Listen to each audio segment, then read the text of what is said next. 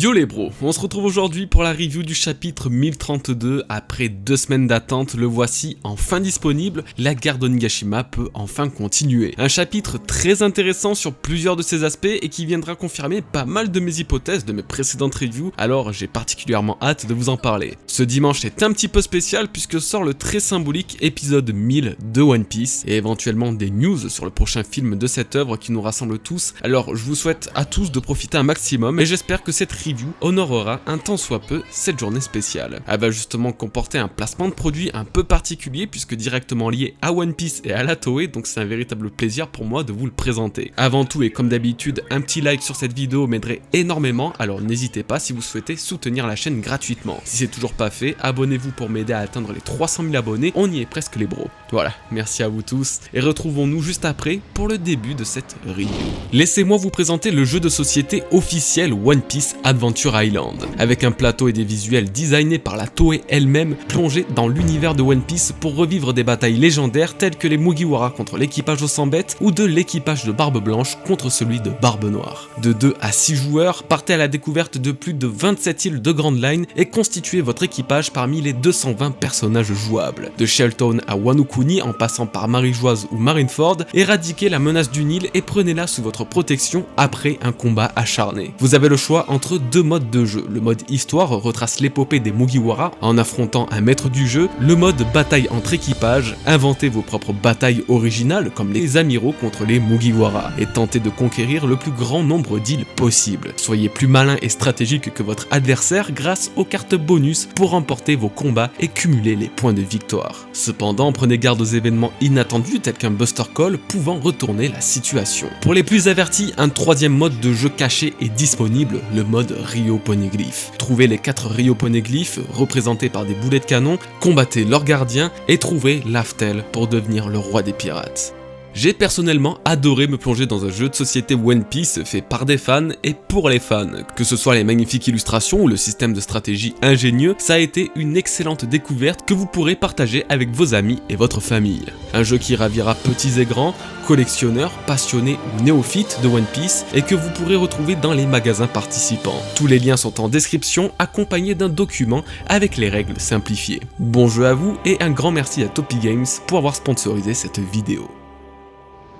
Le chapitre commence avec Izu et Marco, 2 personnages que nous n'avions plus vus depuis quelques temps déjà, se dirigeant directement vers le yokai de feu destructeur invoqué par Kanjuro avant sa mort. Ce monstre ravage l'intégralité d'Onigashima et se dirige vers un endroit particulièrement dangereux qui n'est nul autre que la salle aux armements du palais. S'il y parvient, l'explosion de l'île se fera en plein air et rien ni personne ne pourra l'arrêter. Il faut alors que quelqu'un puisse s'en occuper. Marco pourrait éventuellement le faire avec le feu du phénix et d'une manière ou d'une autre parvenir à blesser cette entité, comme il a pu le faire avec Prométhée, l'âme de Big Mom, au début de cette guerre. Mais outre Marco, Kinemon pourrait effectivement revenir pour s'occuper de ce yokai en utilisant son légendaire Kitsunebi Ryu pour couper le feu et endiguer la destruction que pourrait causer ce monstre. Si Kinemon s'en occupe, ça donnerait un peu une sensation de boucle bouclée. Il empêche la destruction de l'île qu'allait causer Kanjuro dans son dernier souffle en le détruisant de sa propre main. Il est en tout cas clair que ce yokai devient une menace majeure à la fois pour l'alliance des protagonistes mais également des antagonistes puisque eux-mêmes seraient emportés dans l'explosion d'Onigashima. La scène suivante nous montre Yamato courant en direction de cette fameuse salle d'armement du palais, toujours dans le but d'empêcher un drame. Elle est suivie de très près par Fuga, le Numbers précédemment dévoilé aux côtés d'Apu Scratchman, qui semble particulièrement familier envers elle. Pour cause, Yamato le reconnaît, ce qui confirme un éventuel lien entre eux. Alors il est vrai que j'en ai pas parlé dans la précédente review, tout simplement par erreur d'attention, mais déjà dans le chapitre 1031, Fuga démontrait un grand intérêt pour Yamato. Et vous le savez, mais l'histoire des Numbers me passionne depuis quelques chapitres, en particulier suite à ma review du chapitre 1026 où je vous dévoilais ce qui semble être pour moi la véritable origine de Yamato et la race des Oni. Kaido et Yamato seraient en réalité des descendants de la race des démons, les Oni, et les Numbers seraient des tentatives ratées de reproduction de cette espèce. Du coup, bien que Fuga et Yamato semblent liés pour une raison particulière, il est possible que leur rapprochement génétique n'y soit pas pour rien. Ce Numbers reste malgré tout intriguant puisqu'il n'a pas le même corps que les autres, la moitié inférieure de son corps semble être celle d'un centaure, c'est à se demander si Trafalgar Law ne l'a pas opéré. Souvenez-vous, Law avait redonné à Barbe Brune et à son équipage la possibilité de marcher en leur greffant une moitié de corps de centaure sur Punk Hazard. Ironiquement, c'est le cas pour ce Numbers, considéré comme raté et venant lui-même de Punk Hazard. Le hasard étant assez conséquent, l'eau pourrait connaître Fuga et l'histoire de la gigantification d'humains du gouvernement mondial est peut-être prête à être découverte en cette fin d'arc d'Onigashima. Pendant ce temps, Robin et Brook continuent de fuir le CP0. Le yokai de feu est décidément le gros problème de tous les intervenants du chapitre. Alors que le CPO s'apprêtait à continuer de prendre en chasse Brook et Yamato, le flash des Dendenmushi appareil photo d'Apu les interpelle. En effet, le Supernova prend quelques secondes en pleine guerre pour photographier ceux qu'il appelle les chiens des Tenryubito pour envoyer les clichés à Morgan Big News dans l'espoir de se faire un petit peu de pièces d'or. Effectivement, que le gouvernement soit dans le château d'un empereur pirate est décidément une information que la population doit connaître. La réponse des principaux intéressés ne se fait pas attendre, le chef du CP0 attaque Apu avec son Shingan, ce dernier s'écroulant au sol en sang. Drake intervient et converse avec eux, nous apprenons alors que le CP0 connaît sa véritable identité, ce qui signifie qu'elle était réellement cachée à l'origine. Le Sword est donc bel et bien une branche de la marine qui est cachée du gouvernement, elle serait détenue et contrôlée par des marines voulant peut-être se rebeller contre eux, ce qui expliquerait pourquoi le Cypherpol voit en Drake un problème. Il voudrait le tuer et en profiter pour affaiblir le Sword, une organisation que la marine veut cacher au gouvernement. J'en parlais dans ma précédente review, à la place de Apu, je voyais plutôt Yamato affronter le gouvernement mondial au côté de Drake. Le Sword contre le CP0 Aegis était un parallèle trop intéressant à faire pour que Oda s'en prive, alors attendons-nous à ce que le Cypherpol délie leur langue dans ce combat contre les pirates. Apu lui se relève et attaque le CP0 à son tour, engageant un combat en 2 contre 2 assez inattendu finalement. Maintenant que Apu et Drake ont un ennemi commun, on peut estimer qu'ils sont du même côté et qu'à la fin de la guerre, les Supernovas auront fini par se battre côte à côte et non plus face à face. Il manque seulement Hawkins qui va, je pense, revenir à un moment ou l'autre du côté de l'alliance des samouraïs, auquel cas ça aurait signifié que parmi les Supernovas, seul lui était le plus fidèle de l'équipage aux 100 bêtes, et personnellement ça m'étonnerait. J'ai la sensation qu'Oda, malgré leur caractère plutôt différent, veut leur faire suivre une même voie. Les laisser rallier aux 100 bêtes signifie alors que lors de la défaite de cet équipage, leur aventure serait terminée. Et oui, jusqu'à présent, tous les adversaires que Luffy a battus, notamment dans le Nouveau Monde, ont fini emprisonnés. C'est ce qui risque d'être le cas donc avec l'équipage des Yonko si on met de côté une possible mort. J'ai beaucoup de mal à voir Hawkins derrière les barreaux, donc j'imagine qu'il va se rallier à un moment ou l'autre au reste de l'Alliance et se délier de l'équipage aux 100 bêtes. On en vient à une partie très attendue, la suite du combat de Zoro contre King. Et la première chose qui saute aux yeux est de voir Zoro être tant en difficulté face à un adversaire. Après des années à avoir vaincu sans grande difficulté tous ses adversaires, le voilà dans une posture bien plus compliquée qu'il ne l'a jamais été. Son ennemi est puissant, inflexible, mystérieux et robuste. Ce chapitre a contribué à nous hype encore plus. Comment Zoro va-t-il l'emporter et quel secret cache réellement King? Une nouvelle facette de la calamité a été dévoilée durant ce combat, il semble être modifié comme les Queens. En tout cas, s'il ne l'est pas, l'attaque qu'il a utilisée contre Zoro, tirant sa crête en arrière pour la relâcher à un lance-pierre, ne semble pas très naturelle pour un ptéranodon. Bien qu'elle soit relativement incompréhensible, cette attaque épaissit du coup le mystère autour de King. Zoro tentera de riposter avec son Sanbyaku Rokuju Pondoho, ainsi que son Kokujo o Tatsumaki, malheureusement en vain. Oui, vous avez le droit de me tailler sur l'accent japonais. Cette dernière attaque ayant réussi à entailler Kaido lors de leur combat n'a étonnamment eu aucun effet sur King, ses ailes étant parvenues à bloquer toute éventuelle coupure. Zoro comprend alors qu'il se passe quelque chose de bizarre chez son adversaire, il comprend qu'il est d'une origine encore inconnue, ce n'est ni un homme poisson, ni un géant, et pour le battre, il va devoir percer son secret, car sans ça, il ne pourra pas gagner. C'est très étonnant d'avoir ce genre de paroles dans One Piece, car que ce soit les géants ou les hommes poissons, voire les Minx ou les Lombras, connaître leur pouvoir et leur secret n'offre pas un avantage sur eux. Alors est-ce que les Lunaria, et donc King en l'occurrence, auraient une faiblesse contrairement aux autres races? C'est ce qui est largement sous-entendu ici, et apparemment, la puissance ne semble pas suffire. Rappelons cependant que d'après Itetsu, le devoir de Zoro dans cette guerre sera de faire d'Enma une âme noire, et c'est peut-être ça finalement la solution pour le vaincre. Et j'ai une théorie à ce sujet. L'année dernière j'ai fait une série de 4 vidéos sur les databooks Vivecard que vous avez par ailleurs adoré et merci encore. La dernière de ces vidéos comportait la Vivecard de Ryuma et des informations complémentaires nous avaient été données à son sujet et au sujet de Shusui, son légendaire katana. Cette lame serait devenue noire après de nombreuses batailles. Nous ne savons pas quand ni comment exactement, cependant nous savons une chose, Ryuma a tué un dragon volant au-dessus de la capitale des fleurs lorsqu'il était encore vivant il y a de cela 400 ans. Est-ce à ce moment-là que Shusui serait devenu noir? Est-ce d'avoir tué cette créature ou l'homme qui s'était transformé en cette créature si c'était un utilisateur de fruits du démon qui aurait contribué à augmenter la puissance de Shusui? J'ai 2 indices pouvant nous faire penser une telle chose. Tout d'abord, encore une fois dans les databooks Vivecard de Zoro cette fois-ci, il était mentionné que le Wado Ishimonji et le Sandai Kitetsu pouvaient devenir noirs en utilisant le Haki.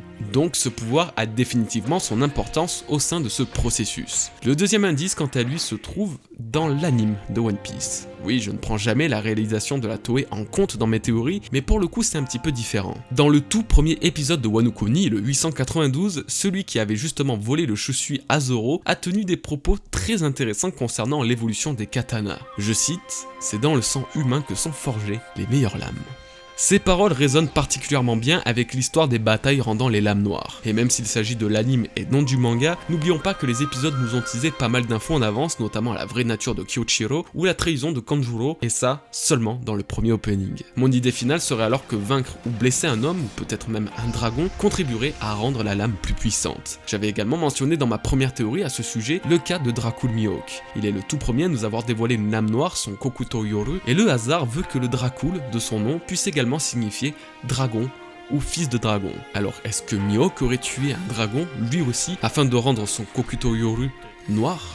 Le mystère est encore entier. L'ironie de la chose est qu'actuellement, Zoro combat King qui possède un fruit du démon bien particulier nommé Ryū no Mi modèle Pteranodon. Pteranodon est évidemment en lien avec sa forme animale préhistorique, cependant Ryu signifie dragon en japonais. Alors même si je n'ai plus de doute qu'Enma deviendra noir pendant ou après son combat contre King, je suis également persuadé que ça sera le cas pour le Wado Ishimonji et le Sendai Kitetsu, même si cette dernière est destinée d'après moi à disparaître de ses mains. Son combat contre King pourrait alors prendre une nouvelle tournure lorsqu'il parviendra à lui faire couler le sang, un sang qui abreuvera la puissance de ses lames et entrant en connexion avec son acquis de l'armement. En parlant de connexion et de lames, la transition est parfaite pour nous diriger vers les pages finales du chapitre. Alors que Zoro se retrouve toujours surpassé par la puissance de King, de douces notes de shamisen parviennent à ses oreilles et Enma devient soudainement hors de contrôle. Comme la première fois qu'il l'a prise en main, elle lui draine tout son acquis de l'armement au même moment où cette musique résonne. Que peut-il bien se passer au sein du palais d'Onigashima? Nous passons désormais sur un plan d'Orochi,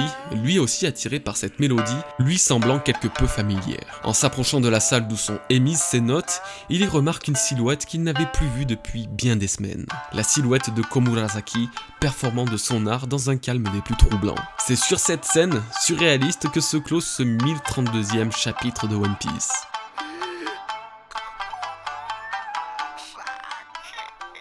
« 100 chapitres. Il y a 100 chapitres précisément, Oda avait débuté le 932 comme il a fini avec le 1032, avec une Komurasaki jouant pour Orochi. Il y a 2 semaines, il avait fait la même chose avec Sanji et s'arrête suite. Un parallèle entre le chapitre 931 où il utilise pour la première fois la technologie du Germa et le 1031 où il en finit avec sa capsule en la détruisant. Ce n'est donc pas 23 chapitres, 52 ou 77, non, c'est bel et bien 100 chapitres qui sépare ces deux événements. Soit le hasard fait très bien les choses, soit Oda continue effectivement de jouer avec les chiffres de ses chapitres et les parallèles entre eux. Alors si on continue sur cette voie, dans le chapitre 1033, la mort définitive d'Iori ou d'Orochi verra le jour car c'est dans le chapitre 933 que Komurasaki est morte aux yeux du shogun après que Kyoichiro l'ait tranché. C'est ce moment-là que j'attends depuis des mois désormais, à plusieurs reprises et encore récemment dans la review du chapitre 1026, je vous expliquais que normalement, quoi qu'il arrive, Iori ne pouvait être que la seule exécutrice du shogun. Et j'ai eu une idée très claire concernant sa fin. Il doit être tué par un Kozuki, mais pas n'importe lequel. Iori ne voulait pas que Zoro tue Orochi. D'après elle, c'est à elle que revenait cette tâche. Elle a grandi et joue un double rôle depuis plus de 20 ans dans l'unique espoir de participer à l'ouverture des frontières de Wano Kuni, non pas en combattant durant la guerre, mais achevant le seul objectif qu'elle s'était fixé, tuer le shogun.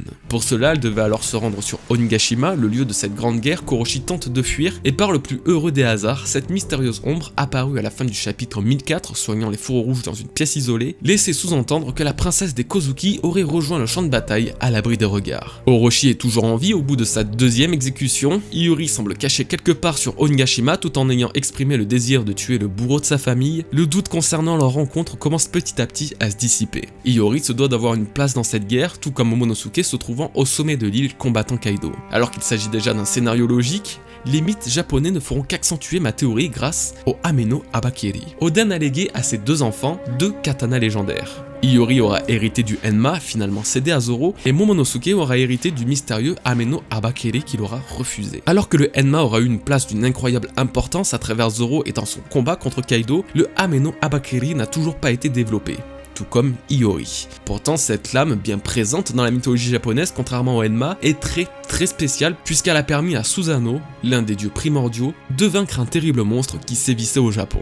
Un serpent à 8 têtes qui répondait au nom de Yamata. no Orochi. Susanoo, dans le mythe du Yamata no Orochi, a tué ce serpent avec son épée nommée Ame no Abakiri. Et si Oda allait donc reproduire ce mythe. Hiyori, ayant passé toute sa vie auprès d'un des plus grands samouraïs de Wano Kuni, Denjiro, aurait elle aussi appris les fondamentaux de l'art du katana. En venant sur Onigashima, elle aurait emporté avec elle le chef-d'œuvre de Tenguyama Hitetsu destiné à Momonosuke, le Ame no Abakiri. En quête de vengeance et dissimulée dans l'ombre du brouillard de guerre, elle attendrait l'heure fatidique armée de l'un des deux katanas de son père dans l'unique but de se confronter à Orochi. Aujourd'hui est donc le point culminant de cette théorie et la semaine prochaine pourrait en être la consécration ultime. C'est dans le chapitre 1033 que Hiyori tuerait le shogun avec le Ame no Abakiri. C'est en jouant la douce mélodie de la princesse de la lune, voulue par Oden à ses funérailles, qu'Hiyori signe la fin de la lignée des Kurozomi, et que la lame d'Enma aura reconnu, quelques pages plus tôt, un destin semblant étonnamment lié aux paroles de Black Maria chantant dans le chapitre 992 une histoire de deux amants cherchant à se retrouver sous la lumière de la lune. Maintenant que Hiyori et Orochi sont à nouveau ensemble, la princesse de la lune pourra apaiser le cœur de Wano Kuni en débarrassant son pays de celui l'ayant meurtri. C'est la fin de cette review, j'espère de tout cœur qu'elle vous aura plu. Si c'est le cas, comme d'habitude, n'hésitez pas à me le faire savoir en commentaire ou à laisser un petit like pour le soutien. On se retrouve très bientôt, j'ai l'impression, vu les news qui risquent d'arriver, alors portez-vous bien les bros, et à très vite. Peace.